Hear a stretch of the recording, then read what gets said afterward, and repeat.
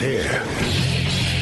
Now, broadcasting from the underground command post, deep in the bowels of a hidden bunker, somewhere under the brick and steel of a nondescript building, we've once again made contact with our leader, Mark Levin.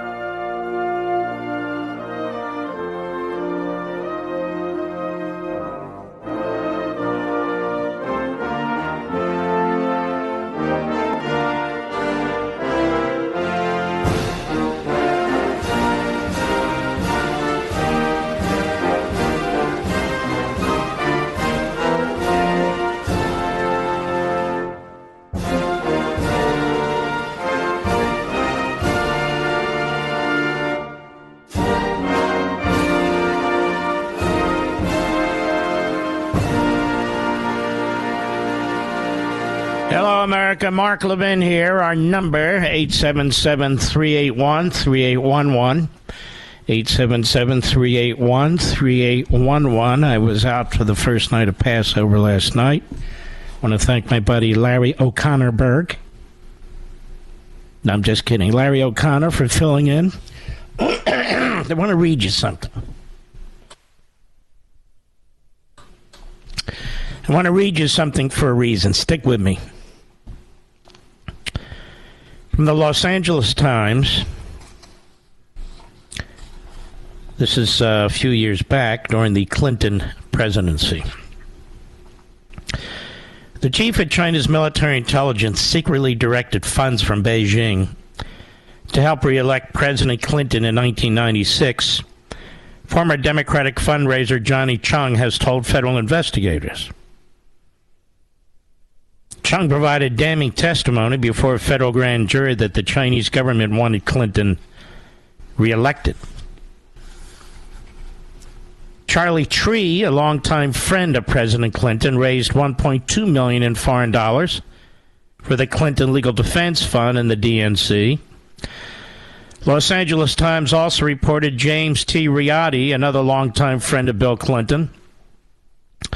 He had extensive ties to Communist China, and his banking group acknowledged in court papers they made millions of dollars in illegal campaign donations to Democratic presidential and congressional candidates dating to 1988, including hundreds of thousands of dollars to Clinton's first campaign for the White House in 1992. Johnny Wong raised more than $1.5 million from illegal foreign sources and visited the White House 78 times. What do you think of that, Mr. Producer? It's pretty bad stuff, don't you think? Bill Clinton was never charged. In fact, there was never investigation of Bill Clinton by the Department of Injustice under Janet Reno, and she refused to extend then independent counsel Ken Starr's portfolio to include this. The Communist Chinese military poured millions and millions of dollars into the Clinton campaigns, into the Democrat National Committee. And there was never any investigation of what Bill Clinton knew and when he knew it, or the Democrat National Committee. And here we have a non-disclosure agreement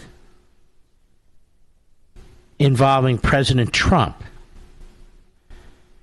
in which they say he violated federal campaign law. Now, what I just read to you is an unfreedom of the press. Yes, one of my books. When I was explaining how pathetic the media are, and they are pathetic. And there's more over here at Town Hall from Sarah Arnold.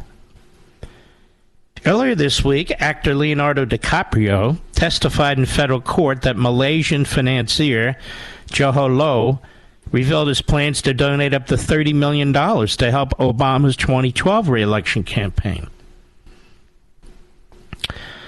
He testified it was a casual conversation about what party he was in support of. I told him what party I was in support of. He told me that he and a group were going to make a significant contribution to the Democratic Party. DiCaprio told the Washington jury it was a significant sum, something to the tune of 20 to 30 million. I said, wow, that's a lot of money. Lowe allegedly recruited Broxel Bras Mikkel, the founding member of the iconic 1990s hip-hop group The Fugees, to help fund a large amount of money to Obama's re-election campaign. But under U.S. federal election law, foreigners cannot donate to presidential campaigns. Lowe is facing federal criminal charges for allegedly embezzling $4.5 billion from Malaysia's 1MDB sovereign wealth fund. DiCaprio is a crucial witness to his relationship with the financier, who also helped fund the actor's 2013 movie, The Wolf of Wall Street. In 2018, the Department of Justice reached a civil settlement with the film's production company, which forfeited $60 million, which was found to have been stolen from 1MDB. Since then, DiCaprio has been cooperating with the U.S. government. According to prosecutors, Mikkel, who could wire the money from Lowe's account into Obama's campaign without being detected. They also believe he worked with others to persuade the Trump administration to stop investigating Lowe. But since the news broke, Lowe's been a fugitive and is being believed to be hiding in China. Other people involved him in charge of bribery, money laundering, and other crimes. Wow. Tens of millions of dollars may have wound up in the Obama campaign. Anybody investigating Obama, Mr. Producer? Wow, ladies and gentlemen. No non-disclosure agreement there from years and years and years and years ago. I just want to point out how this works, America. But there's even more. From Hot Air Ed Morrissey. FEC Commissioner to Bragg, we already concluded no crime took place, pal. If you slice and dice one payoff into 34 misdemeanors with the intent to claim each action intended to cover up a serious crime, shouldn't you name that crime? Alvin Bragg still hasn't done so, despite going through with an arraignment, what appears to be a secret charge of some sort. Presumably, Bragg will argue that Donald Trump violated federal campaign finance laws and falsified business records to cover it up. That isn't the only possibility, but that has been the leading theory. That theory of the crime has two big problems, though. First off, the Federal Election Commission and the Department of Justice have jurisdiction, as you folks know, not a county DA. And second, as one FCC commissioner explained yesterday afternoon to our buddy Paul Bedard at the Washington Examiner, the FEC already investigated it. And they already concluded no crime had been committed by Trump, as did the Department of Justice. Here's what it said. A key member of the FEC today rejected the Manhattan DA's indictment of former President Trump as a violation of federal election laws. It's not a campaign violation. It's not a reporting violation of any kind, said FEC Commissioner James E. Trey Traynor. Boy, that's like four names, Mr. Producer. I don't know how you get around the evidence that both the Department of Justice, in their investigation of the federal campaign finance issues, and the Federal Election Commission, in their ultimate jurisdiction over campaign finance issues, neither of them found there to be any violations whatsoever. And I think the jury's going to see that they're going to have to rely upon the fact that both the law enforcement experts and civil enforcement experts, as far as campaign finance is concerned, didn't find any violation of the law. And I guess that's why the U.S. Attorney's Office in the Southern District of New York wasn't interested either, folks. So it's been investigated by the FEC. It's been investigated by the DOJ. They said there's no crime. There's not even a reporting violation. In the case of Clinton and Obama, they received tens of millions of dollars, as did the DNC in Clinton's years, from the Communist Chinese military. But no problem there. Now, if the judge in Manhattan hearing the case sticks to the rule of law, it's tough to see how a jury gets this question at all. In the first place, prosecutors are generally not allowed to withhold charges in an arraignment. An arraignment is supposed to formally satisfy the constitutional requirement that defendants get fully apprised of the charges against them. It's not unusual to add counts to indictments after arraignments as investigations proceed. But it's unheard of to predicate misdemeanors into felonies on the basis of covering up another felony without naming the felony on which the other felony charges are predicated. Even worse than that, they talk about underlying crimes. He didn't commit any underlying crimes. That's the point. Even if he were to name 500 crimes, Trump wasn't convicted, let alone charged with any of these crimes. You don't get hey, he did this to cover up another crime, but he didn't commit another crime, let alone this crime. Now, we don't let prosecutors use secret charges in American courtrooms. At least we didn't until now. That defect is front and center in Bragg's presentation in court, even before a judge tackles jurisdiction. So there you have it. But what if the predicate felony, he writes, isn't a federal campaign violation? Bragg hinted at the presser after the arraignment that the underlying felony was a state crime, even though a statement of facts attached to the indictment hinted at a federal campaign violation. Another theory floating since the arraignment is that Bragg will charge Trump with conducting a fraud on voters in New York County through paying off Stormy Daniels and presumably Karen McDougal to keep them from talking about an affair. That theory has any number of problems. I've talked about the John Edwards precedent, but anyway, the biggest problem is he's not guilty of any underlying state crime either. That's the bottom line. So,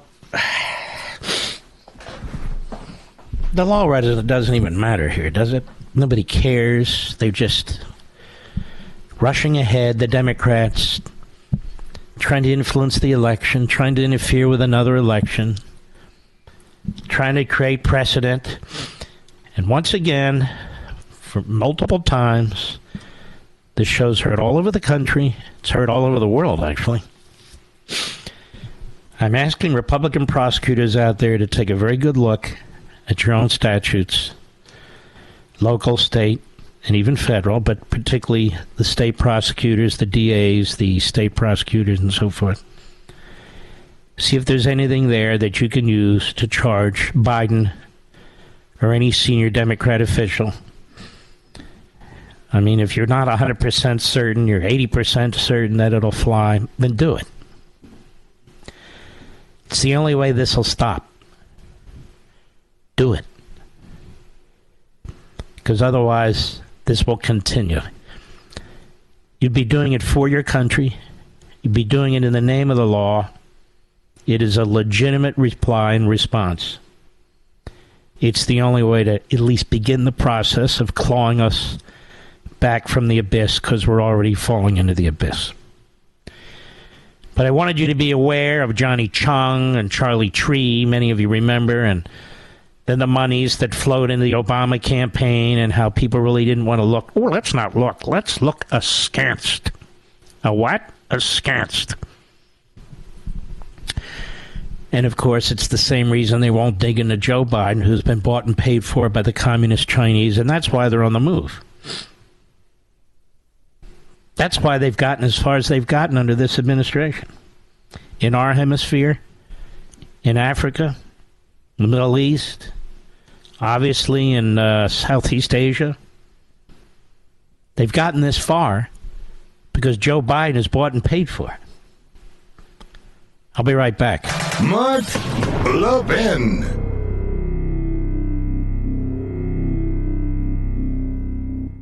Let me ask you, what the heck is going on with the banks? These bank failures are absolutely nuts. How are we supposed to find sanity in this mess?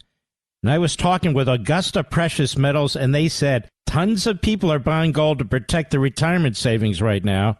I think it's more important than ever to own gold. And guess what? If you have $100,000 plus saved for retirement, Augusta will actually pay you in pure gold to learn how gold IRAs can protect you. Reach out to Augusta Precious Metals today and get started with gold. If you're worried about the bank failures, this is something you can do for yourself. Just call 877-4-GOLD-IRA to learn how to protect your retirement and get your free gold coin. That's Augusta Precious Metals at 877-4-GOLD-IRA. Again, 877-4-GOLD-IRA. Consult your financial professionals before any investment and see risk disclosures at AugustaPreciousMetals.com.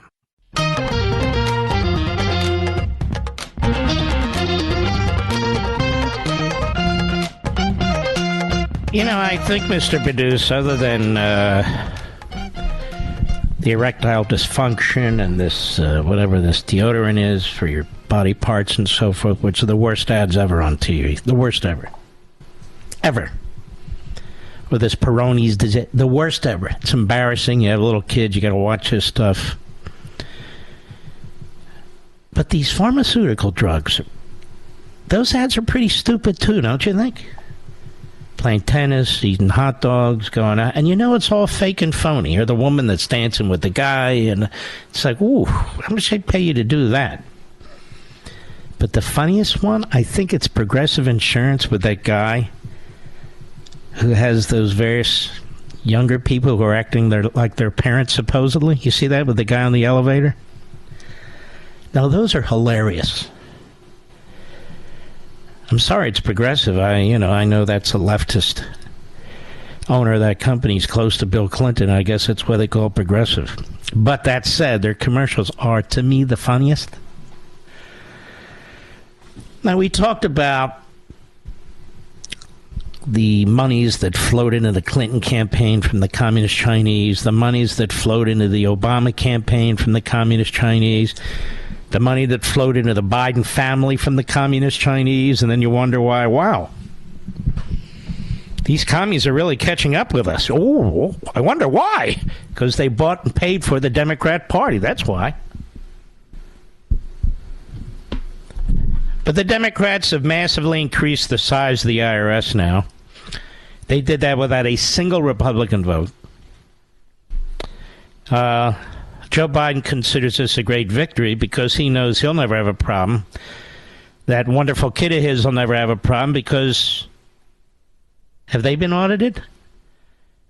I think the Appropriations Committee or the Ways and Means Committee need to look into this. Probably the Ways and Means Committee. They went after Donald Trump. Hey, boys and girls on the Ways and Means Committee, I don't know who you are off the top of my head. I'm sure you're very, very busy. You ought to subpoena the S Corporation records of Joe and Dr. Jill. You know, Joe and Jill. JJ. But the IRS, there's a Washington Compost story. They intend to overhaul 10 times increase in audits of the wealthy. Are you among the wealthy? You might be surprised. I'll be right back. Let me ask you, what the heck is going on with the banks? These bank failures are absolutely nuts. How are we supposed to find sanity in this mess? And I was talking with Augusta Precious Metals, and they said tons of people are buying gold to protect their retirement savings right now. I think it's more important than ever to own gold. And guess what? If you have $100,000 plus saved for retirement, Augusta will actually pay you in pure gold to learn how gold IRAs can protect you. Reach out to Augusta Precious Metals today and get started with gold. If you're worried about the bank failures, this is something you can do for yourself. Just call 877-4-GOLD-IRA to learn how to protect your retirement and get your free gold coin. That's Augusta Precious Metals at 877-4-GOLD-IRA. Again, 877-4-GOLD-IRA. Consult your financial professionals before any investment and see risk disclosures at AugustaPreciousMetals.com. Mark Levin, radio's hell-raising intellectual. Call now, 877-381-3811. IRS and Treasury Department officials said today that they will use $80 billion in new funding for the tax service to claw back unpaid balances from high-income earners and complex businesses, restoring audits on those taxpayers to higher rates for more than a decade ago, and to boost consumer service resources for middle and low-income tax filers. This is all propaganda. This is all propaganda. 87,000 IRS agents. They need to be busy with the other 80,000 IRS agents. I want you to think about that. That's 170,000 IRS agents. You think they're there just to go after billionaires? You don't need 170,000 IRS agents to go after billionaires. They're going to retool the IRS. They're only going to go over the wealthy. You know, I keep going through this, and you know what's interesting about this article? Nowhere do they define what the wealthy means. It's like democracy. I mean, the Communist Chinese talk about the Democratic Republic of this. Castro talks about democracy. So democracy means everything, and democracy means nothing. The people. People commit genocide on behalf of the people. Pol Pot, Adolf Hitler, the people. Now, that's not this, but I'm just talking about language per se. So when they said we're going to go over the wealthy, okay, can you tell us who are the wealthy? Now, one of the reasons that they have to audit the poorest of the poor when they file taxes is because there's a lot of scams that go on. Illegal aliens, no offense. If you're here illegally, no offense, of course. Or other people who get basically subsidies, even though they claim that they're paying taxes in the media and so forth. The low-income taxpayers. Well, low-income taxpayers, I mean really low-income taxpayers, they get subsidies. They get health care subsidies for themselves and their kids. And they get stipends for themselves and their kids. The more kids you have, the more stipends you get. So that needs to be looked at. It's not like, hey, let's focus on the poor. So they're trying to make sure that fraud in these massive welfare programs and the redistribution programs is kept to a minimum. But they fail horribly at that as well. And they will never agree to what I believe ought to take place, a flat income tax or a flat national sales tax. Now, to have a national sales tax, you'd have to amend the Constitution. Sorry, you would. You have to amend the Constitution. There's nothing in the Constitution about a sales tax. You'll see there's a section on taxes in the original Constitution, and there is an amendment to the constitutional income taxes. So if we had a flat 10% tax, that would pay for everything. Except the Democrat Party base doesn't want to pay any taxes. That's the truth. The Democrat Party base receives more than it gives. That's why they keep expanding government programs, subsidies, redistribution of wealth. And when you look at Biden's budgets, he basically has, and there's exceptions to this, of course, Republicans subsidizing Democrats.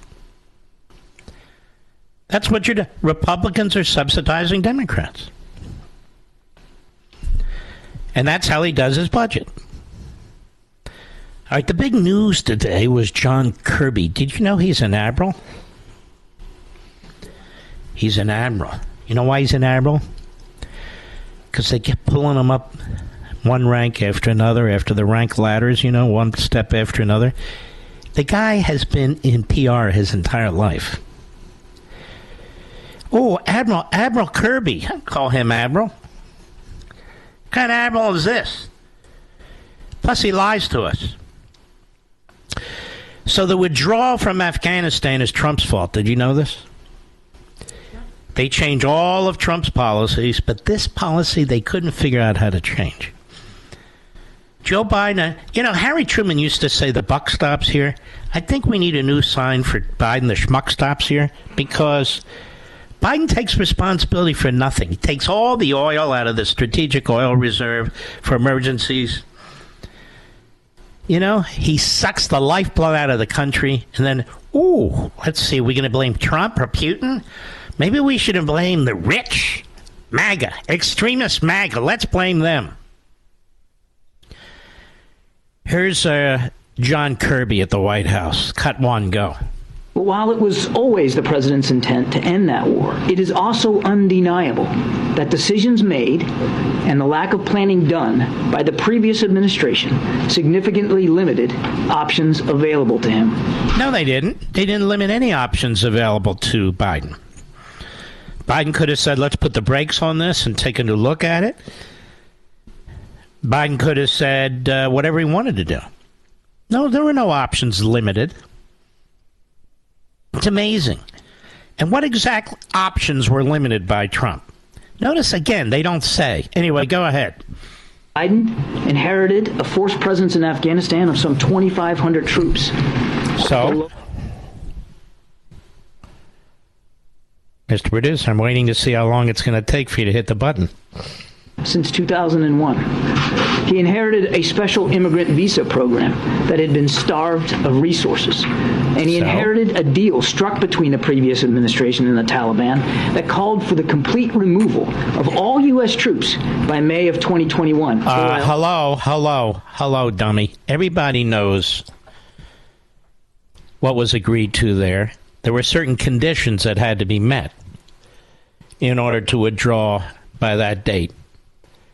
It's amazing. These guys don't even comply with the Constitution, but they find this thing. While we were backed up, we couldn't do anything. We had to deal with the Taliban. Like that matters. Go ahead. Taliban, which had stopped its attacks while the deal was in place, would go back to war against the United States. The president's transition team asked to see plans. All right, let me put an end to this painful rambling by this the admiral. If he's an admiral, I'm a 5-star general. I've seen as much combat as he has. And boy, I'll tell you what, the mosquitoes in the summer around here are brutal. Anyway, so let me put it to you this way. You guys got 13 heroes murdered. God knows how many Americans are still there. You say a few hundred. It's more likely a few thousand. How many of our allies that put their necks on the line working for us in Afghanistan have perished and their families brutalized? Taliban represent 12% of the population of that country, just so you know, folks. And I only point this out because this isn't the first time that Joe Biden has screwed everything up. He screwed everything up with Iran. He screwed everything up with Russia and Ukraine. He screwed everything up with China. He's a screwball. He's a screw-up. That's what he is. He never tells you what his dad really said. He never said, hey, Joey, see those two men kissing over there? They're in love. I suspect Biden's father said, hey, Joey, get your dumb ass over here and get your work done and stop cheating off of other people. That's what I suspect his father really told him. Peter Ducey's having none of this. Cut 2, go. Who's going to get fired over this? Peter, the purpose of the document that we're putting out today is to sort of collate the chief reviews and findings of the agencies that did after-action reviews. It's not the purpose of it is not accountability. It's the purpose of it is military leaders. Purpose of it is to study lesson learned. You admit that the intel was bad. So how can President Biden ever trust when they come into the Oval Office with the PDB that anything in there is legit? What I said was that intelligence is a mosaic. What if the mosaic, all the pieces are incorrect? What I said was intelligence is hard business, and they get it right a lot too. There were some pieces here that weren't accurate. And we're being nothing but honest with you and the American people about what those inaccuracies were and how they shaped some of the decision making that was It's Trump's fault. It's Trump's fault. It's Trump's fault. That's your go-to response. You don't need to go through all this, Admiral. Cut 3, go. It doesn't seem like after the country has had a couple months to review this, and as the government has, people don't have an issue with the decision to order troops out of Afghanistan. It is with the way that this president ordered it done. There were children being killed. There were people hanging off of Air Force jets that were leaving. And you're saying that you guys are proud of the way that this mission was conducted? Doesn't mean of that? Proud of the fact that we got more than 124,000 people safely out of Afghanistan? You bet. Proud of the fact that American troops were able to seize control of a defunct airport and get it operational in 48 hours? That's like saying that we were proud of the way this Vietnam War ended. Look at all the people we got out of there. They got on boats. They went into the ocean. Many of them died, were eaten by sharks. But look, otherwise all those people wouldn't have gotten out of there. Maybe more people would have gotten out of Afghanistan if it was handled properly. My question is, has this idiot ever handled anything properly? Anything? Go ahead. Fact that we now have about 100,000 Afghans, our former allies and partners, living in this country and working towards citizenship? You bet. But does that mean that everything went perfect in that evacuation? So he's proud. They're proud. That's pretty amazing. Those people that were holding onto the plane, remember that, Mr. Producer? Who fell to their death? He's proud. No, he's sick. Nobody gets fired. Nobody's held to account. We'll be right back. Mark Levin.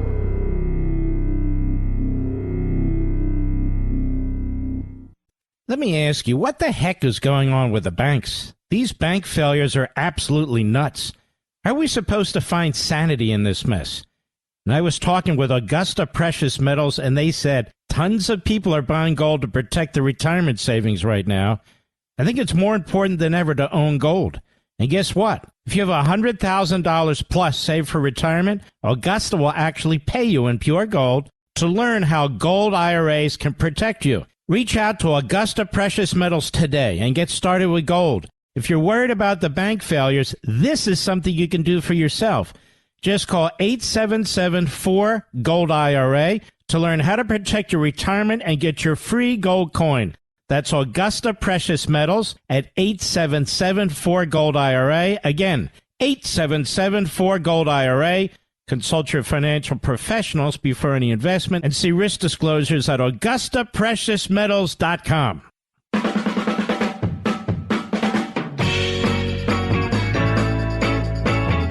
You know, it's amazing, America. We have a president who barely puts in a 4-day week. You know, all this debate about a 4-day week, this guy barely puts in a 3-day week. When I'm not here, it's typically, 1, a holiday. 2, I have to be somewhere. It's still work. Or number 3, I'm sick. I don't take a lot of vacation time here. Like later in the month, I might have to be somewhere. But it's not vacation time. Joe Biden's already left the White House. He left the White House earlier today for the holiday. It's not like he's this very religious guy. I mean, he supports abortion on demand. He supports abortion after birth. I'm sorry, I don't know how you can be a Catholic and support that. Actually, I don't know how you can be humane and support that. But I knew something was going on because in Virginia, our home is on the Potomac River. We and all the water moccasins and all the rest of it. Me, I'm not a big fan of nature. It's all around me. Nature should be outside and I'm inside. That's the way I view it. My wife likes to be out in nature. I don't. Anyway, so For the last 3 or 4 days, I kept hearing helicopters go up and down the river, because that's the way they go to get to Camp David. Maryland's on the other side. So they work their way down the river, and then they make a right turn. They go northeast.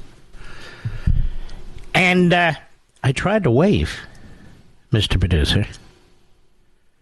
I'm waving at the helicopters and everything, and I think they thought I was a homeless person on the banks of the Potomac River there. They didn't wave back. No, not really. Why would I wave? Who cares? Asset managers, names you know, are using your retirement funds to further their ESG agenda. ESG stands for Radical Kook Marxist Agenda. Oh, yeah. Well, we're not done. John Kirby at his briefing today. Cut 4, Mr. Producer, go. There was a retrograde plan working towards withdrawal where bases that we were operating out of and equipment that we had that we believed the Afghans could and should keep were turned over to them in a very thoughtful, orderly way. All the way What from... are you talking about, you schmo? You know what? My damn chair just broke here. You know what? I'm taking those ribbons off your shoulder. That's right. You're no longer an admiral.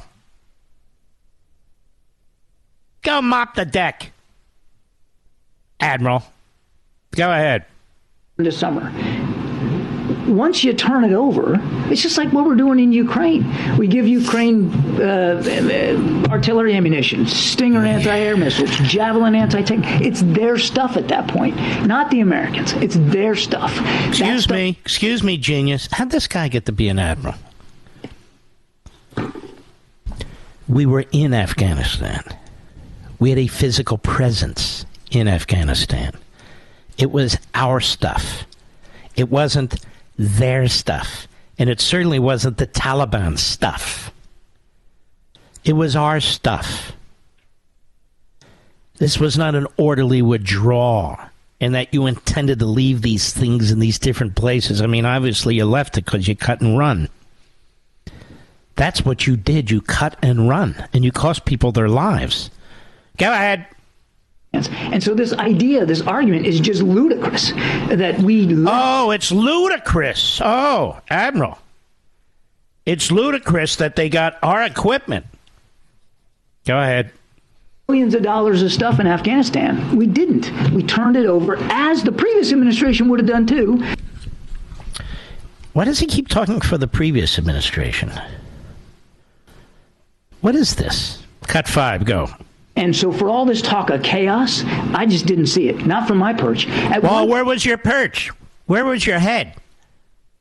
Your head was up Millie's butt from your perch. You didn't see it? Ladies and gentlemen, did you not see it? Did you see the chaos?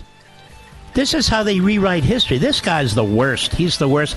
Bring Jean-Pierre, whatever. Bring her back. Get rid of this guy. Give him the hook. I'll be right back. This segment of the podcast is exclusively sponsored by Pure Talk. Pure Talk offers great coverage and can save your family money on your wireless bill every single month. Go to puretalk.com to find the plan that's right for you. Thank you again for listening, and thank you so much for this sponsorship, Pure Talk. He's here. He's here. Now, broadcasting from the underground command post, deep in the bowels of a hidden bunker, somewhere under the brick and steel of a nondescript building, we've once again made contact with our leader, Mark Levin.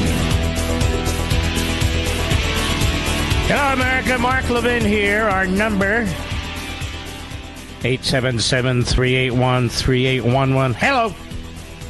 877-381-3811. There were other things I need to get to and I want to get to, but before I do, you know, there's a lot of opinions about Bill Clinton. I'm no fan of Bill Clinton, obviously, but he's no Barack Obama. He's no radical left-wing kook. He's a liberal. He's an adulterer. I got all that. But he said something yesterday. Well, unlike the Biden White House, it's Trump and Putin, and it's the railroad company with the deregulation. It's the American people. Oh no, I mean it's extreme MAGA. This isn't your father's. All that crap. I want you to listen to what he says and how he actually takes responsibility for this. As he gets older, I guess he's more willing to take responsibility. Cut 6, go. Well, I knew that President Putin did not support the agreement President Yeltsin made never to interfere with Ukraine's territorial boundaries because he wanted Ukraine to give up their nuclear weapons. President Putin broke it and first took Crimea. And I feel terrible about it because Ukraine is a very important country, and I feel a personal stake because I got them to agree to give up their nuclear weapons, and none of them believe that Russia would have pulled this stunt if Ukraine still had their weapons. I agree with him 100%. There's a first. I agree with him 100%, and I actually respect him just a little bit more for speaking the truth. And I do think he feels terrible about it. And honestly, we as a nation should feel terrible about it. There is no way, none, Putin would have invaded Ukraine if they still had their nuclear weapons. No way. And so they gave up the nukes. And now this. And he's exactly right. I interviewed Donald Trump for a couple hours. We've talked about that, and that should be running in a week or two. And I don't want to jump the gun, but one of the things he did say, and it's kind of a footnote, is that one of the mistakes Hillary Clinton made was that she didn't listen to Bill in 2016. And he felt that Bill Clinton had a very, very good political mind, much better than any of her advisors. And he told me that he kept telling her to go campaign in Wisconsin and campaign in Michigan. She thought she had those all wrapped up. Of course, she lost them in 2016. But he warned her to go into those states. And she didn't. And she lost them.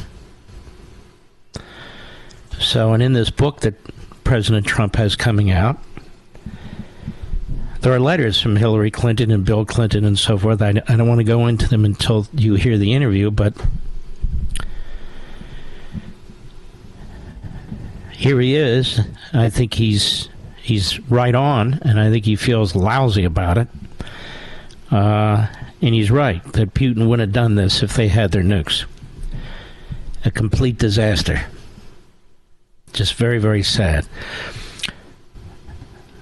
This guy, Jamie Comer, who runs the House Oversight Committee, is a star. He's a star, like Jim Jordan. I'm incredibly impressed with this man. Well, why hasn't he done anything yet? There's only so much you can do as a member of the House. But they're ramping up pretty well, and they have some things in mind in terms of subpoenas. They have to have their ducks in a row. They have to deal with the same judges that Trump's had to deal with in Washington, D.C., so they have to make sure their I's are dotted and their T's are crossed. And over at Red State, Nick Arama, if that is his name, says once you open a door, don't be surprised if it swings back and hits you right in the kisser. That's what the Democrats have done with their desperate play of going after former President Trump. They're throwing anything against the wall that they can in their political attempt to get him, impair his campaign, impair the Republicans from taking back power in 2024. However, the thing is, when you throw the rules under the bus, then you expose yourself as well. Among the problems with Manhattan DA Alvin Bragg's case is that he has failed to state the underlying crime, as you know, which the charges are based, which raises another issue for dismissal in addition to other legal issues. Yeah, it's not just naming the crimes that are underlying, as we keep talking about. It's that Trump wasn't charged with any of these so-called crimes.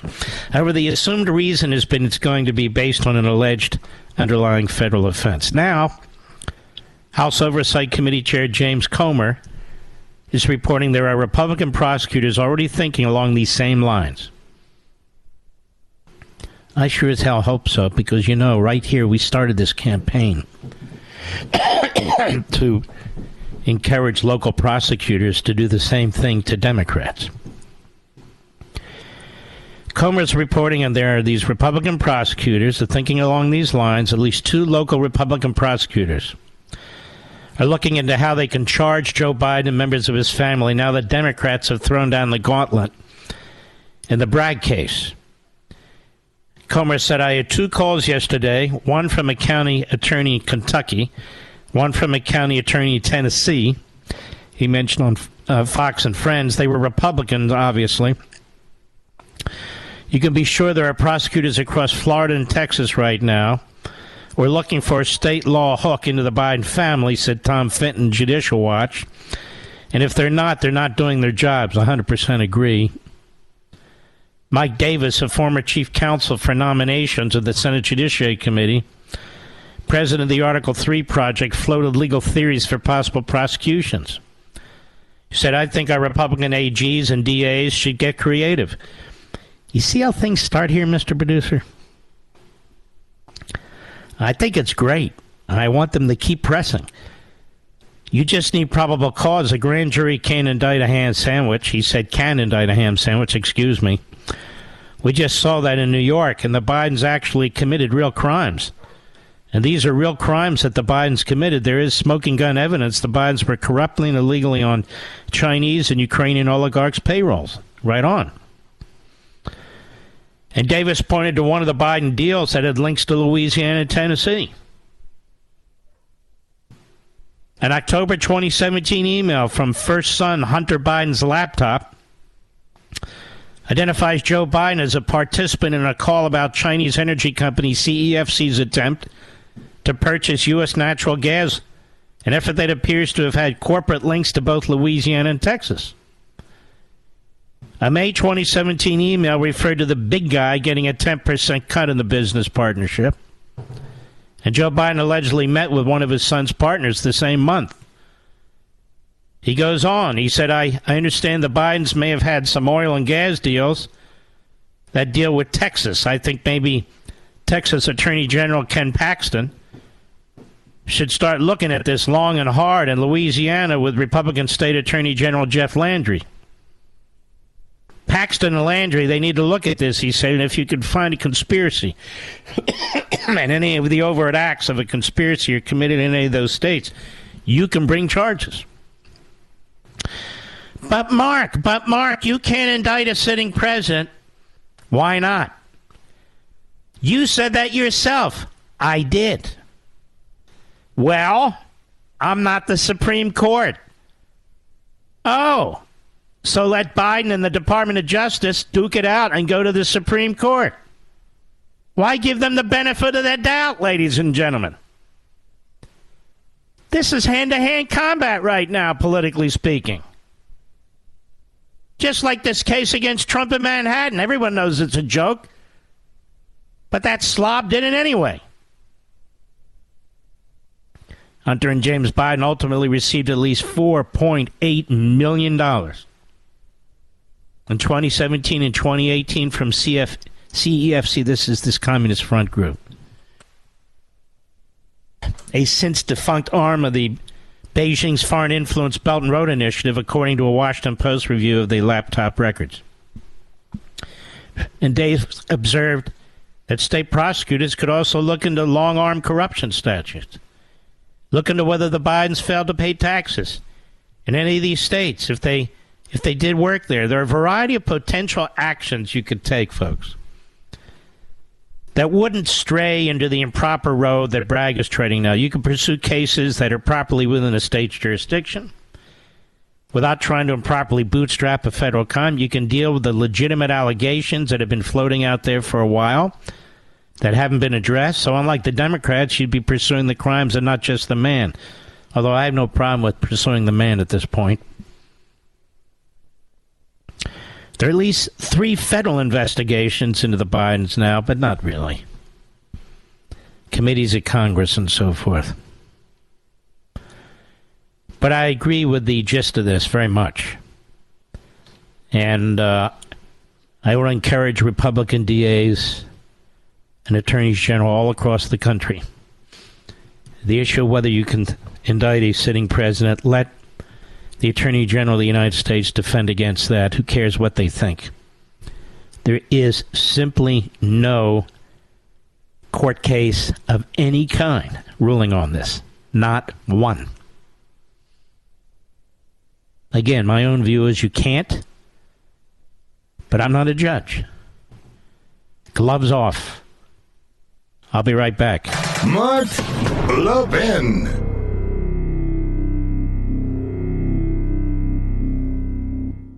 Don't fall for the free phone deals from Verizon, AT&T, or T-Mobile, folks. Just another trick to lock you into a long-term contract that's going to cost you a fortune every single month. Instead, get a brand new iPhone 12 from Pure Talk for just $12 a month at 0% interest, no contract. Cancel or leave anytime. Get a new iPhone, ultra-fast 5G service, and cut your cell phone bill in half. That's why I'm a Pure Talk customer. That's why you should be, too. You can switch right now at puretalk.com in as little as 10 minutes. Choose from a variety of unlimited talk and text plans starting at $30 a month with plenty of high-speed data, all backed by a 100% money-back guarantee. Go to puretalk.com, enter promo code Levin Podcast, Levin Podcast, and you'll save 50% off your first month. An iPhone 12 for $12 a month and save on your monthly bill. PureTalk.com, promo code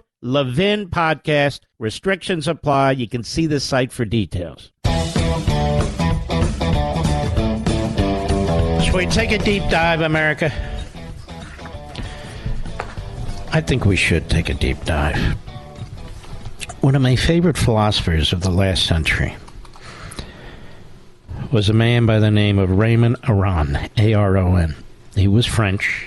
Still one of my favorite philosophers. A lot of great philosophers who were French. A lot of great who weren't. But that's the nature of the beast. He was a journalist, but he was a philosopher, and he was a brilliant, brilliant man. And it's too bad people aren't exposed to people like this in school, but instead the worst genocidal murderers in the history of mankind, like Marx. And he wrote a book called Democracy and Totalitarianism, A Theory of Political Systems. Absolutely brilliant book. And I want to read you something, and I want you to think about the current situation that's going on in this country. He says, in part, by the fact that more than one party has the legal right to exist, the parties inevitably compete for the exercise of power. Like in America. A party has, in fact, as its objective, not necessarily to exercise power, but a share in the exercise of power. Because there are more competing parties, there must be rules by which the game is played. Therefore, a multi-party competitive regime is constitutional. The different candidates for the legal exercise of power know what means they have the right to use and what they should not use. And, of course, you can see as I read that the Democrat Party is destroying all of that. From the plurality of the parties, the legality of opposition can also be deduced. If several parties have the right to exist, and if they are not all in power, inevitably it follows that some of them will be in opposition. Therefore, by taking as our starting point the legal plurality of the parties, we've also evoked the legality of opposition. Is this understandable, Mr. Producer? That those who govern can be legally opposed is a relatively rare phenomenon in history, characteristic of a certain type of regime, that of the Western countries. And from the legality of opposition, one can deduce an even more general phenomenon, which is the moderate or legal form that the exercise of authority takes in such cases. The two adjectives, legal and moderate, are not synonymous. One can imagine the exercise of power which conforms to laws which are not moderate. If the laws themselves are based on such discrimination between citizens that their simple application involves an element of violence. On the other hand, illegal governments can be moderate. We have seen despots, men who govern without being subject to constitutional law, who nevertheless do not misuse their power to bring to trial and execute their adversaries. What is true is that in the measure in which legal competition between the parties for the exercise of power takes place, the exercise itself has every chance of being restricted by the existing laws, and consequently, it tends to be moderate. So what he's really describing is the civil society.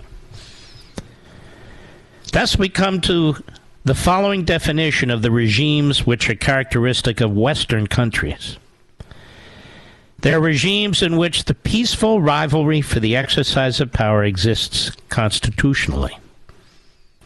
Constitutionally. It is constitutional, whether written or not, and rules lay down the modalities of rivalry between individuals and groups for the exercise of power. The competition is peaceable. Peaceful. The use of guns or coup d'etat, a frequent phenomenon in many countries, is contrary to the essence of Western regimes. And yet we had a coup d'etat attempt, didn't we? Several, during the course of the Trump presidency.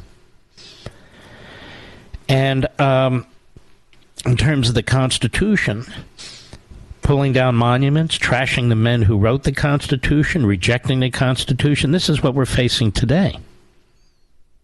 This is what we're facing today. This is why I'm reading this to you. The use of guns or a coup d'etat, a frequent phenomenon in many countries, is contrary to the essence of Western regimes. In a democracy, men quarrel about how to obtain certain benefits which cannot be extended to everyone, but they do not quarrel for the sake of quarreling.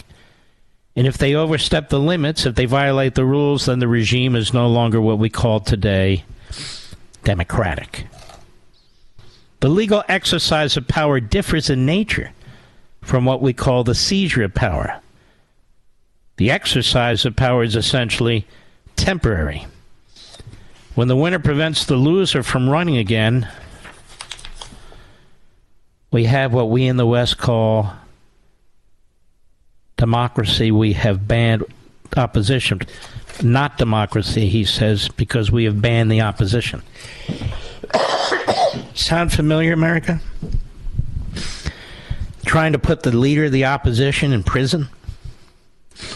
So the opposite of what everything Raymond Aron says here about a constitutional civil society is totalitarianism. It is the Democrat Party. That's what it is. I'll be right back.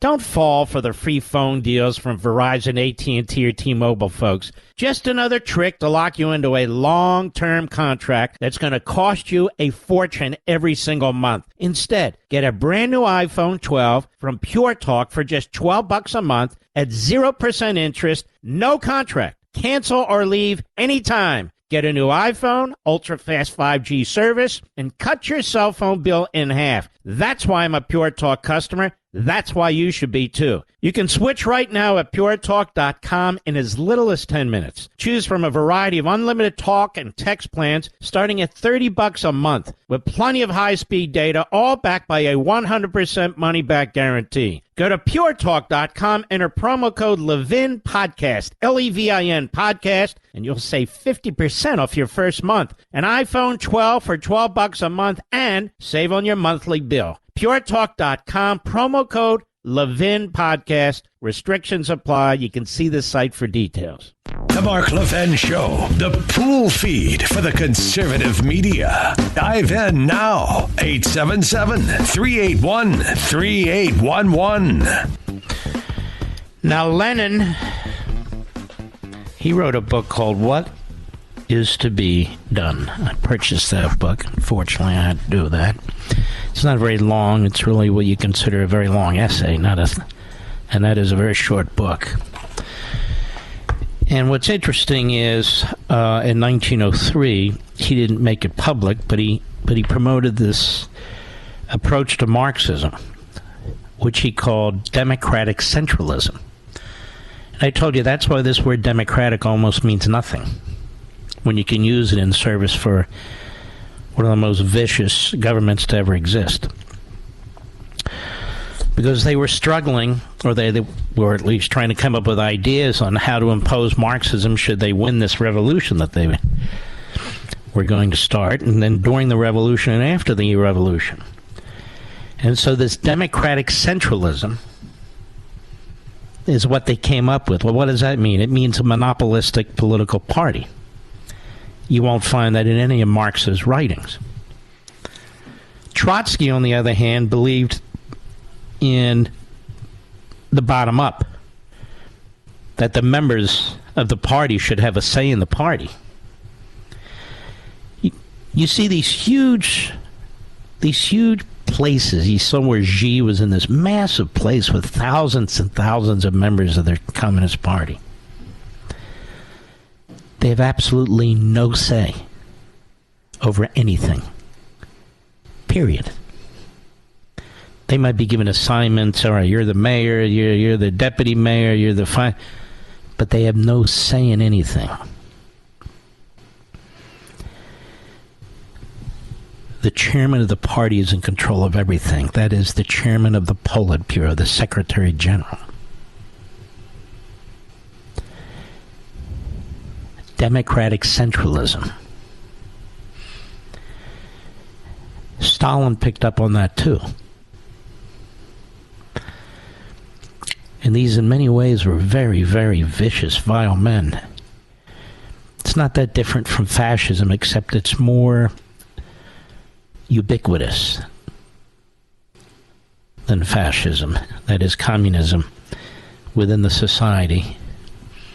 Of course, if you're punished or you're the enemy of the society, it doesn't much matter. But you get my point. And so when Lenin took over, it was top down. Period. Anybody who challenged the party, anybody who they thought might challenge the party, anybody who they thought challenged the agenda of the party, the policy of the party, was killed. You can't have paradise when you have a whole bunch of free-thinking, free-will people out there going on their own. You must destroy them. And not only the people who are actually opposed to what you're doing, people who might be opposed to what you're doing. Yeah. Lawyers, professors. Case of Ukraine, the peasants would not agree to communal farms. They'd lived on these plots of land for hundreds and hundreds and hundreds of years. They wouldn't give them up, and so what they did is they encircled Ukraine, starved the people. Millions of people died of starvation. The New York Times covered it up with their reporter, but that's a different story. And what also happens is these men are insane. They're insanely jealous, and so they wind up killing each other. Stalin executed people who were extremely close to him, who were 100% Stalinists, who did everything he wanted them to do. And that's why he would kill them, because he didn't trust them. These guys are psychopaths. They're paranoid. And that's the problem with democratic centralism. That's the problem with centralism, period. Of course, these are extreme examples, but in our own country, the Democrat Party's constantly pushing for centralism. Lenin also talked, and I can go through all these guys if you want. Mao. What's Maoism? What's Trotskyism? Probably bore half of you. I very much apologize for my throat and my coughing and my clearing my throat. I'm struggling like hell, but I didn't want to miss tonight's show. In any event, Lenin also said we cannot just assume that communism will naturally flow in the juices of the people, that all of a sudden they'll want to work on communes, all of a sudden they'll give up their licenses and their degrees, and they'll leave the cities for the farms and leave the farms for the city. They must be compelled to do the right thing for their own sake. And so they would say, we have to pass these laws and force people to do what we insist that they do, whether they like it or not.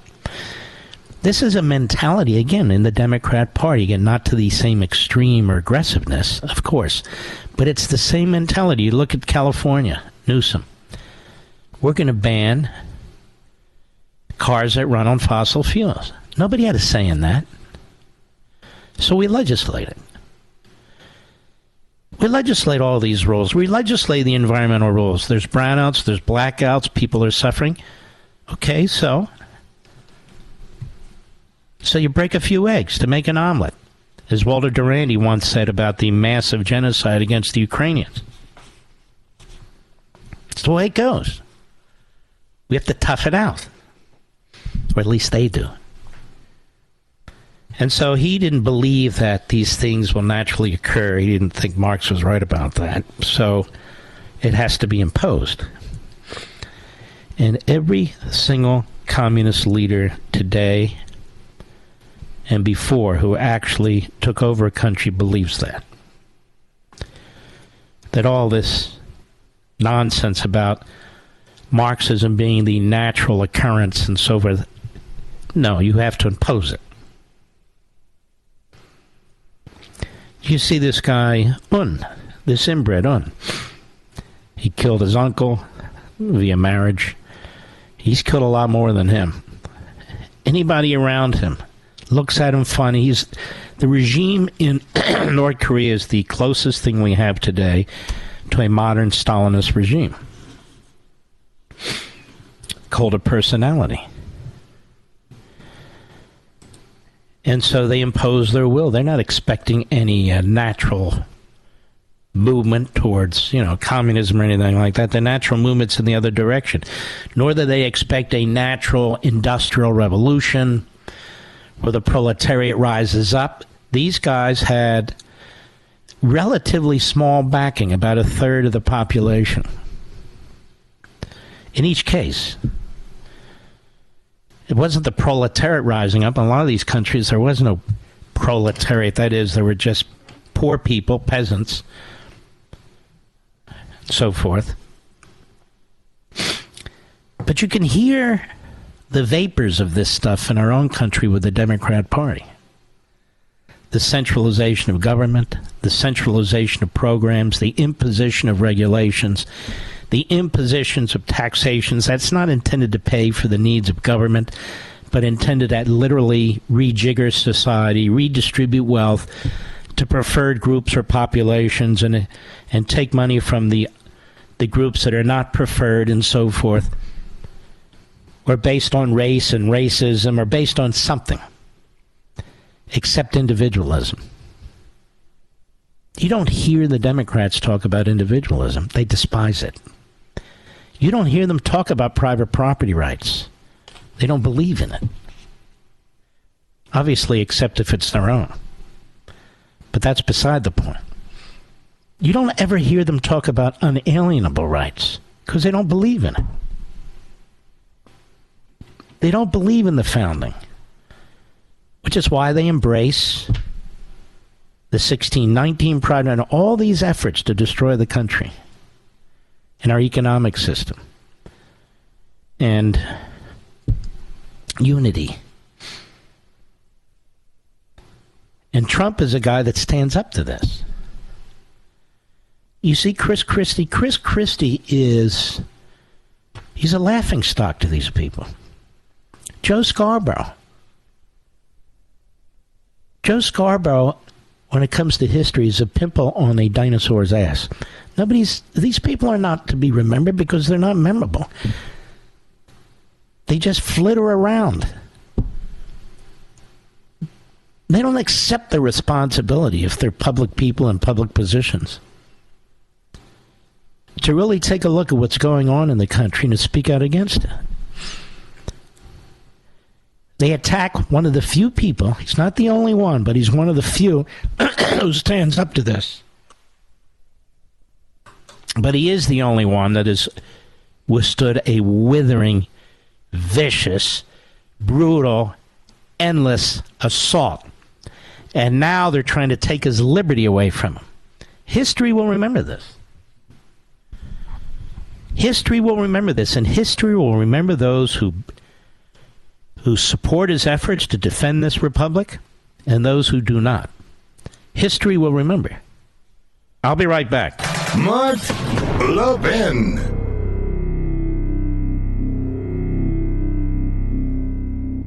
Don't fall for the free phone deals from Verizon, AT&T, or T-Mobile, folks. Just another trick to lock you into a long-term contract that's going to cost you a fortune every single month. Instead, get a brand new iPhone 12 from Pure Talk for just $12 a month at 0% interest, no contract. Cancel or leave anytime. Get a new iPhone, ultra-fast 5G service, and cut your cell phone bill in half. That's why I'm a Pure Talk customer. That's why you should be, too. You can switch right now at puretalk.com in as little as 10 minutes. Choose from a variety of unlimited talk and text plans starting at $30 a month with plenty of high-speed data, all backed by a 100% money-back guarantee. Go to puretalk.com, enter promo code Levin Podcast, Levin Podcast, and you'll save 50% off your first month. An iPhone 12 for $12 a month and save on your monthly bill. puretalk.com, promo code Levin Podcast. Restrictions apply. You can see the site for details. So Kevin McCarthy visited with the president of Taiwan, and the commies are feigning that they're upset. Don't ever do that again. So they're threatening our top officials. That's how cocky they've become. So I have a message for Xi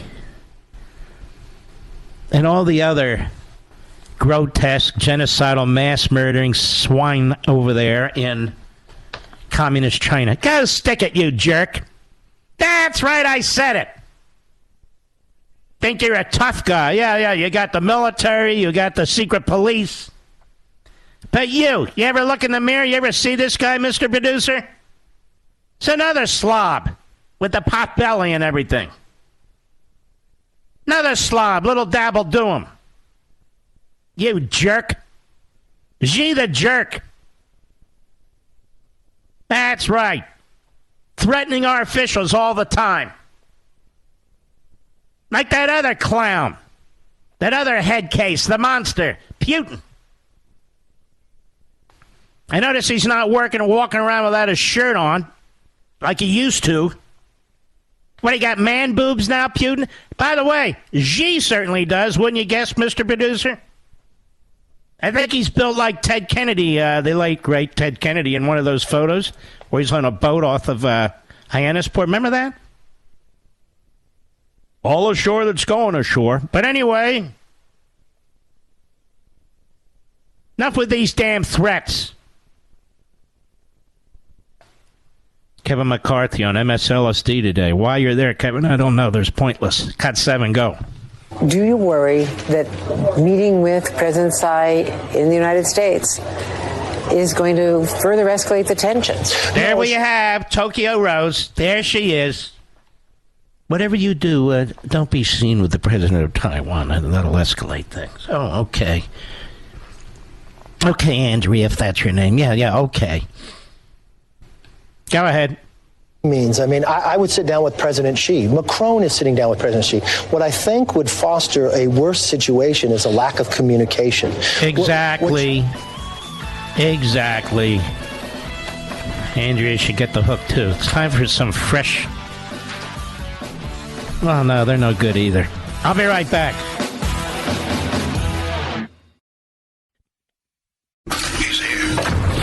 He's here.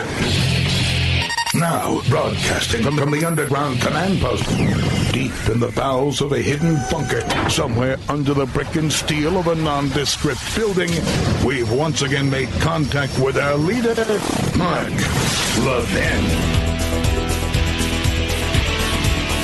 Hello, America. Mark Levin here. Our number, 877-3... Anyway, America's governor, Ron DeSantis, at Midland County, Michigan, at an event there. I like Ron DeSantis a lot. Cut 17, go. But I will say this. Do what Florida did, get rid of ballot harvesting, get rid of Zuckerbucks, but if that's not the law in your state, you need to use those rules for Republicans' advantage. You can't have Republicans fighting with one hand behind their backs. And so I think you should have ballot harvesting where it's legal and then fight to have the legislatures in those states get rid of it, because that's not the way you should conduct an election. But if you let Democrats do all this and all we do is complain about it, you're giving the Democrats an advantage, and I'm sick of that. 100%. Now, I'll tell you one of the things I really like about DeSantis. He's very earnest. You can tell he's very earnest. He's very down to earth. He's a regular guy. He doesn't come across like a politician in the least. Like that swine from California, Gavin Newsom. He's all politician all the time, and you know he's a fraud and a phony. He's the kind of guy that's staring in a mirror all the time. By the way, I've concluded, I was thinking about this during the break, Mr. Producer. I think Comrade Chairman Secretary Xi is transitioning. I really do. I think he's tied one of those phony pregnancy pillows around his stomach as he marches around China. So let the word go out far and wide to our national and international audience. Chairman Xi is transitioning. Nothing wrong with that, by the way, as I understand it. That he's definitely transitioning. Furthermore, I believe all this talk about Vladimir Putin having this, I think he already transitioned. I think that's why we haven't seen nor heard from him for a long time. All right, back to this. There are commercials being run, of course, trashing DeSantis. I guess that's to be expected. But he's a good man. He really is. Wonderful father and husband, a wonderful governor, person, and so forth. And I think a lot of politicians can learn a lot from him. But again, when you hear him speak, this is a guy who's speaking from the heart, who loves his country, who served his country, and who came from very modest means. But he sounds very different than your average politician. He doesn't sound like a politician to begin with. Cut 18, go. Florida really, I think, played an important role in the history of our country over the last 3 or 4 years. But the voters in Florida responded, and what used to be a swing state, now the Democratic Party in Florida is a hollow shell. It's like a dead carcass on the side of the road. I mean, we have beat the left in the state of Florida. And how did you do in New Jersey, Chris Christie? Chris Christie, the fraud that he is. And I'm not kidding. He didn't change New Jersey one iota. Look at me. I got 61% of the vote. Yeah, by acting like a Democrat, you slob. Cut 19, go. Everything we did throughout that whole process, we were met with attacks from the left. We were met with attacks from legacy media. We were met with attacks from bureaucrats like Fauci. You were met with attacks from the New Jersey Hindenburg? Or if you prefer, a.k.a. the Cape Majorca? Go ahead. By some Republicans, particularly early on, and yet now we can look back and say Florida got it right. The elites like Fauci were wrong. They were wrong about lockdowns. They were wrong about masking. They were wrong about closing schools. They were wrong to deny the existence of natural immunity. They were wrong about the efficacy of mRNA shots, and they tried to cover up the fact that this virus came from the Wuhan Institute of Virology. They called you a conspiracy theorist. And so we now know that that's the case, but it did a lot of damage to our country. In fact, if you look at some of the problems we have now, a lot of that grew out of those Fauci policies 3 years ago. So my question is, where is the accountability for these people? How come nobody's been held accountable for any of this? And he's right. Because under Fauci, and probably long before any of us were paying attention, they've turned science into an ideology. Let me repeat that so the backbenchers can memorize it. They turned science into an ideology. It doesn't have to do with knowledge or the pursuit of knowledge. It was turned into an ideology. Now we have reports from prominent scientific organizations or organizations that monitor scientific organizations that masking really didn't do anything, and neither did lockdowns. Now, students were locked out of schools, particularly the younger students who were the least likely to even get infected, let alone sick. It was just horrendous. That was a bowing down to the teachers' unions.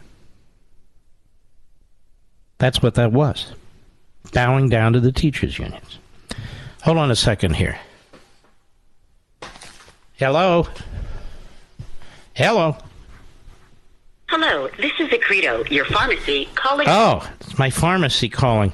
I did that on the air because I'm sick of this 800 number crap. You get that a lot, Mr. Producer? It's endless. I try to block them. There's no way around it. So if it was actually a person, I was going to humiliate them. You know how I can be. But it wasn't. Caroline Jean-Pierre. Well, I shouldn't get into this because I only have a minute or two before our guest. Our guest is Kash Patel. Kash Patel worked for Devin Nunes. The damn chair is broken. It's the arm. Listen to this. Hear that? He worked for Devin Nunes as his top staffer, and he also was chief of staff to the Secretary of Defense for a period of time. And, of course, he has to come on the program, and we love to have Kash on the program because he's very, very good. So I need to take a break now. We'll be right back. Mark Levin.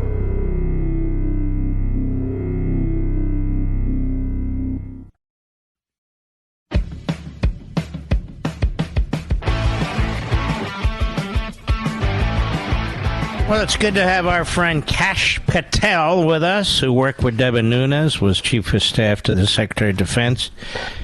Kash Patel, it looks like the Admiral, they like to call him Admiral Kirby, is blaming Donald Trump for Afghanistan. Don't you get sick and tired of these guys taking responsibility for nothing?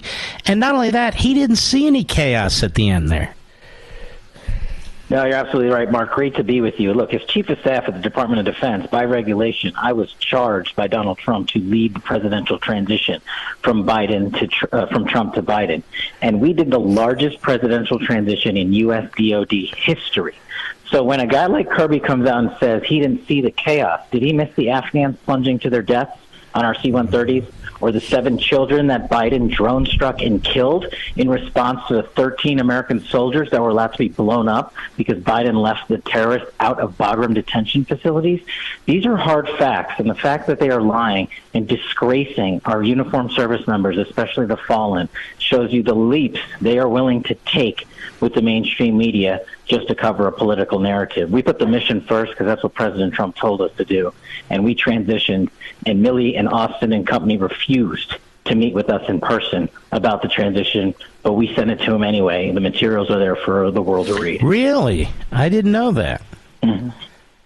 Yes, so Milley and Austin wouldn't meet with, and of course Milley, up until the end, was still subordinate to the Secretary of Defense.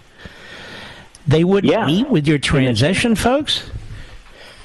Milley did his own transition because what he cared about was keeping his own job. He could call me at 3 a.m. worried that Donald Trump would fire him. I said, sir, if you're the chairman of the Joint Chiefs of Staff, you do your job advising the president. You have nothing to be worried about. But if you enter the political fray like you've done, then you should be worried. And the Secretary of Defense, the incoming Austin, refused to receive Chris Miller, our SecDef's phone calls. My chief of staff counterpart, incoming, called her from overseas, said I'm at your disposal 24/7. Those are the instructions from the White House. Refused to meet with me. But in the heights of COVID, we still orchestrated the largest transition of documents and meetings with our subordinates because the mission was far too important. The Biden administration felt it appropriate to take time to fire my employees who are on maternity and paternity leave. That was their focus, not the withdrawal. But this is amazing. It's the first I've heard this. The whole idea of a transition is so you can peacefully and competently transition from one administration to the other. They've attacked you guys for interrupting that process on January 6th, and here we have the Biden administration doesn't want to hear from the existing administration. And this guy, Milley, I mean, if we take the White House back, that guy's got to go, and the sooner the better. No? Oh, he's out. His term expires this fall, so we won't have to worry about him coming back. But we will have to fix the damage that he's done.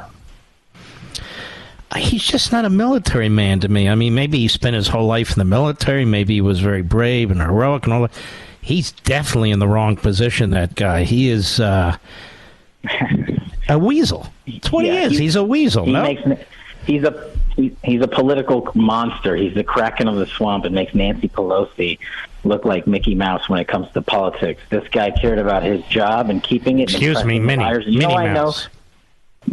Milley used to know how to act because I was there when we took out al-Baghdadi, and Milley on that evening acted appropriately with the president. So I knew he knew how to do his job, and I knew he turned political. Just like the January 6th narrative, we led that effort, and the Biden administration's DOD Inspector General said we acted swiftly and appropriately. People should look at the Biden DOD's Afghan withdrawal report and see what they say about our actions. You're not free to talk, or you don't feel you're free to talk about that grand jury that you were dragged in front of, are you?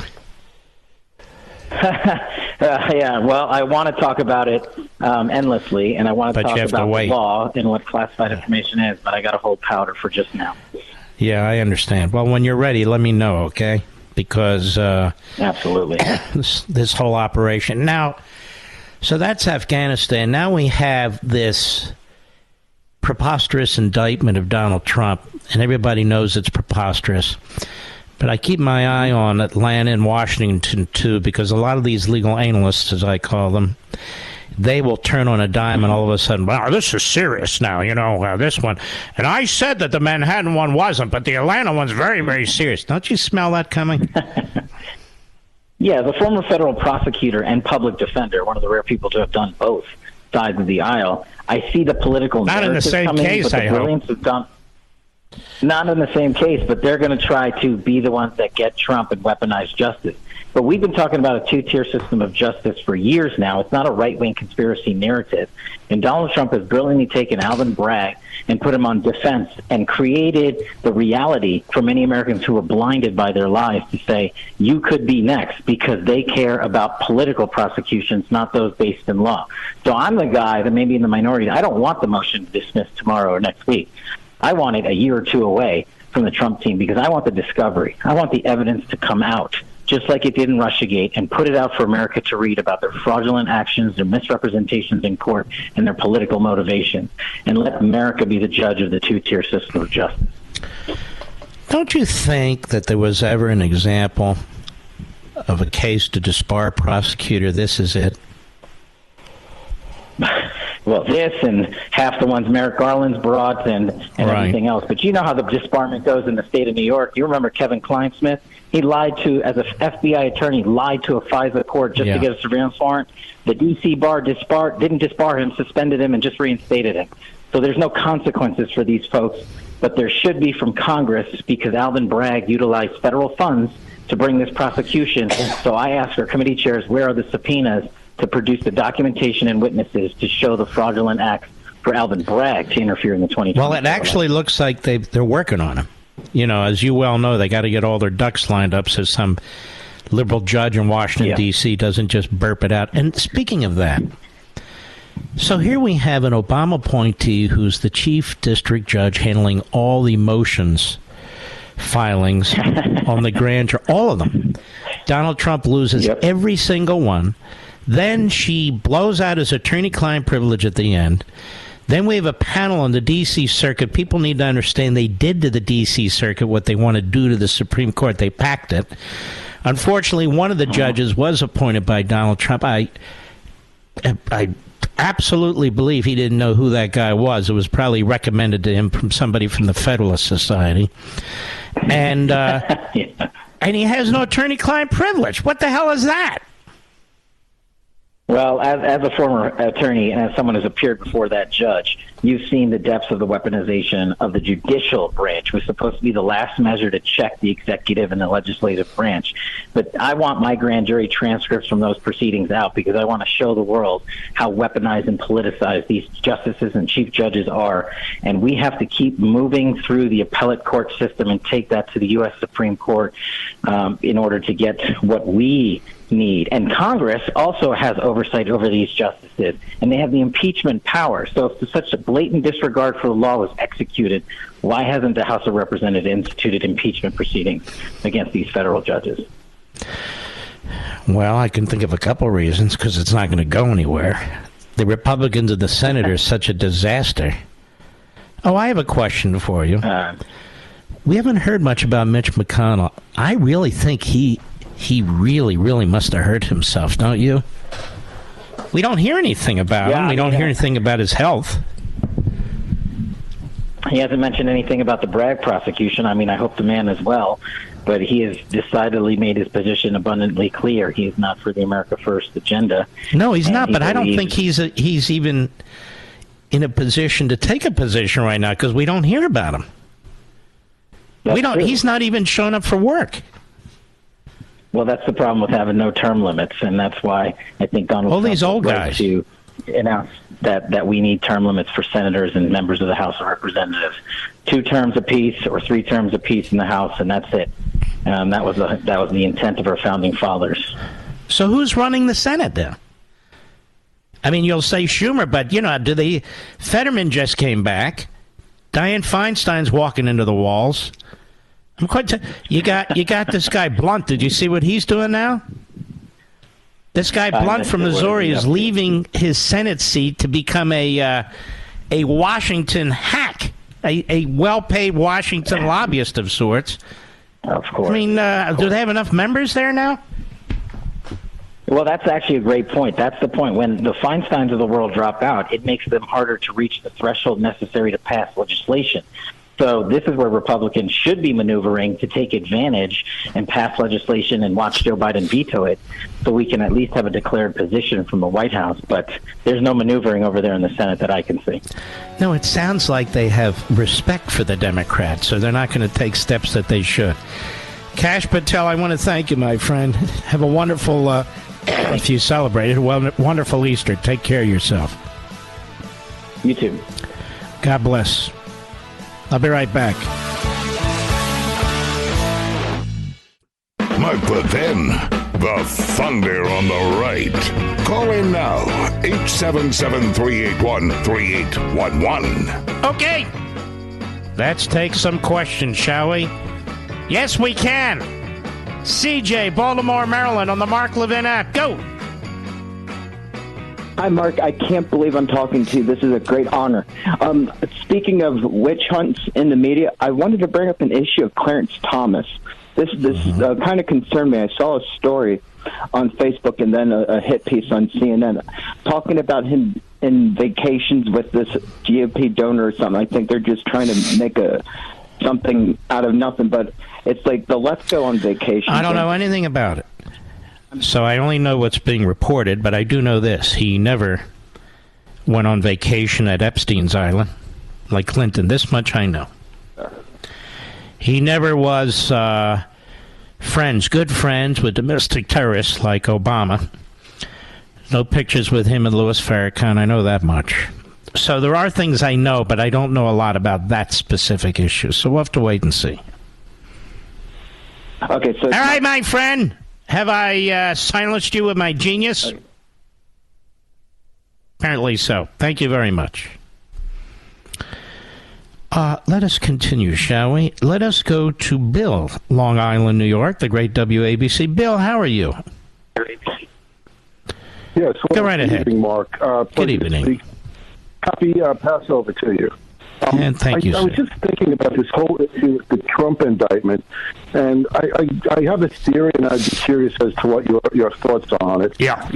I'm just wondering, is it possible that this could be a Democrat orchestrated scheme to stimulate attorneys general and DAs on the Republican side to pursue indictments against Biden to push him out of the way as a candidate for president in 2024 because he's so incompetent?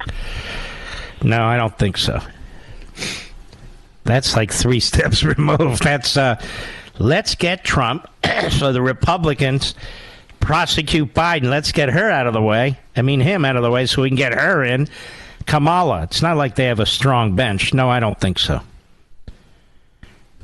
All right, my friend. Thank you for your call, but I don't think so. Hold on a second. Let's go to Stephanie, Fort Thomas, Kentucky, on the Mark Levin app. Yes, Stephanie. Oh, I hope you feel better. Your voice sounds a little rough, but I sound like Carol Channing, don't I? You do, and I love her. Mark, what I'm talking about... she's not with us anymore, you know. Yorker. I know she isn't. I know. She was wonderful, though. Yes, she was. She was. Yes. A New Yorker article, this is back in 1995. All right, the world according to George Soros. With the Clinton administration, Soros, a newly turned Democrat, has made the kind of inroads that he was unable to make before. He was in there to see Bill Clinton about Bosnia. So then they're talking about, but he has cultivated excellent relationships with high-ranking officials in the State Department and at the Treasury. He has opened a Washington office, which, as one Soros associate told me, this woman said, will function as, quote, his State Department, end quote. I just think that kind of explains a lot about Soros. Where'd you find that? I found it. It's from the New Yorker. It's January 23rd, 1995, by Connie Bruck.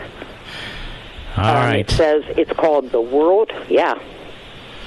All right. I appreciate that. Good find there. Thank you. Let's continue. Vernon in Oregon, XM Satellite. Vernon, how are you? Oh, wow, Mark. I have been wanting to talk to you for a while. I listen to you all the time, and you're actually kind of funny. I appreciate even though I realize you're serious, yet you have a sense of humor, and we all appreciate it. So anyhow, I am all-American. I love our country, and I served in the Marine Corps. Thank you. In combat, and I got TBI, so not quite playing with a full deck of cards, but I keep pushing to staff off the bad stuff. But I did go in the Army, and I had a break in service, went in the Army for a while, and I'd seen multi-tours in combat in both Iraq and Afghanistan. And what I wanted to say about Afghan is that, I hear politicians, or have heard in the past, we don't want it in this war. We need to get out. It's about time. And I get that, but, we really put a lot of investment into that country, right or wrong, reestablishing, blah, blah, blah.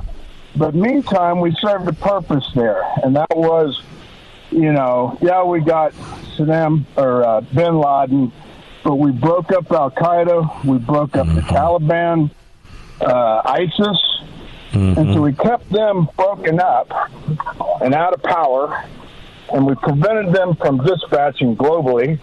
But at the same time, we nurtured the Afghan government and the people to strive towards becoming more independent. And so we had security there and allowed our private sector, not the Chinese, by and large, to gain revenue through their precious minerals and metals for satellites and rocket ships and you name it. This is all my perspective from boots on the ground. And you fought there. So I would tell you, you make some excellent points. You make some very, very good points. I want to thank you for your service. And you hang in there. God bless you, my friend, and thanks for being out there. That's Vernon from Oregon. Let us go to Maggie, St. Louis, Missouri, the Show Me State, Sirius Satellite. Maggie, don't be Maggie Haberman. Be more like Maggie Thatcher. Go right ahead. Good evening, Mark. I enjoy your show to the max, and I enjoyed your book, American Marxism. I got it. Listening to it, I had to go buy a hardcover so I could look up some of the words. Well, sorry. But anyway, about that. Yeah. That's okay. That's my fault. I slacked up. No, I called about Roy Blunt. Yes. I'm glad that he's out of Washington as far as being in the legislature goes, but I'm sorry to hear that he's now one of those people trying to turn people around, because last summer I heard an interview or a story about his son, who is like the right-hand man to Soros. Wait. Roy Blunt's son? Yes. You sure about that? I'm positive. Well, first I was going to say Roy Blunt has really been a placeholder for a long time. Just, he just votes along to go along, which is exactly what we don't need right now. We need help. And this guy's incapable of it, so if he's going off some office to make some money, he gives a damn. But that's what a lot of these guys do. They never go home. He won't be back living in Missouri. He'll be visiting Missouri. But he's been that way for a long time, unfortunately. All right, I can't vouch for what you said. Not that I'm questioning it, but we'll have to look into that, Maggie. And I want to thank you for your call there in St. Louis, Missouri. Let's see if we can slip another one in, Mr. Producer, before the break. Paul, Reno, Nevada, the great KKOH. I like Reno. How are you, Paul? Oh, horrible. Oh, yeah, I know. No, I'm a Vietnam vet, okay? I have PTSD and all kinds of other. But that's irrelevant. The whole thing of it is Donald Trump was indicted the other day illegally. Mm-hmm. Now, we veterans here are wondering, what is really going on in the United States? Do we have a law anymore? Because we don't see it. No, we're losing the country. The American Marxists, they don't care about the law. They try to tear this country down. I don't mean just verbally. They're destroying our law. They're destroying our Constitution.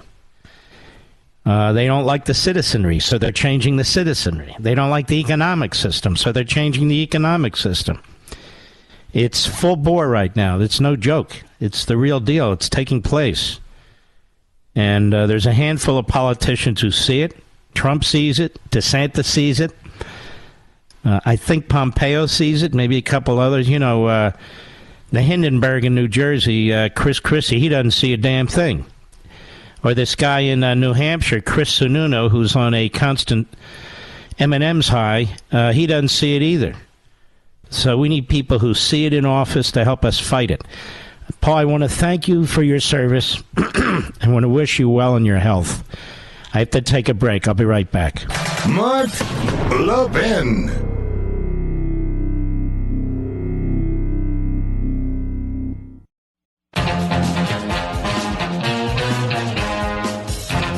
Turns out Maggie from St. Louis, Missouri is 100% correct. Roy Blunt's son has worked with Soros And he was working with Soros to stop the Michigan voter integrity law. These people are so sleazy. They're such chameleons. Liberal dark money group 1630 Fund, this is the Washington Free Beacon, has spent $2.5 million opposing a Republican-led petition drive to expand Michigan's voter ID requirements. Nearly $400,000 of that money has gone to Ground Game Political Solutions, a shadowy consulting firm that a trio of Republican operatives, including Senator Roy Blunt's son, Andy Blunt, privately launched in May 2021 corporate filing show. That is absolutely unbelievable. Harmeet Dillon writes, or tweeted at the time, and the bagman for the Soros-funded payment to pay not to play, drum roll, Republican political operatives, including Senator Roy Blunt's son. Talk about swampy. By the way, the same Blunt team has opened up shop in several states. And we have information tonight that Roy Blunt is now a member of one of these firms in Washington, D.C., that he's going to cut short his, or he's not going to run again, either one, his Senate career in order to now, cash in. There's got to be something done about this. There really does. This is so sick. No wonder these people do not listen to us. Once you get elected to a 6-year term, they turn their back on us. They don't give a damn. That's what they figure. They figure, I'm beholden to nobody. I don't even have to go back to Missouri. I'm not running again. That's why they're never going to support Convention of States. That's why they're never going to support the House Republicans in trying to slash spending and programs. We have a completely corrupt ruling class in Washington, D.C. Roy Blunt, what a jackass. You know, it's around tax season, and those famous words from a real American president, Reagan, come back to mind. I'm from the government, and I'm here to help you. Government isn't helping you. Their spending addiction is driving up inflation, pushing up the cost on everything from groceries to gas. Then add insult to injury, they raise your taxes. This Sunday on Life, Liberty, and Levin, if you can't watch it, I hope you will go ahead and DVR it. I know many of you will be celebrating Easter, so please do that. We're going to have the great Newt Gingrich on to help give us some comments on this. He's been away for a while. And we're going to have Bradley Smith, the former chairman of the Federal Election Commission, who I think will put the final nail on this whole issue of Donald Trump and federal campaign laws. But I know it's going to be fantastic. I know it's going to be intriguing. And, of course, I will have my opening statement, which I haven't given yet. So I think you'll like that as well. Do we have time for a call or no? Little over a minute. David, Los Angeles, California, 870 The Answer. Go right ahead. No. Yeah, good afternoon, Mark. It's great to speak to you again. I'll be quick since I have a minute. I know, and you know, of course, but your listeners should know how corrupt the Democrats have been and how they've sold us out to the Chinese for 2 decades. You can start with Carter, what happened with the Panama Canal, now the Chinese, of course, given the Panama Canal, and then the Chinese now managing that.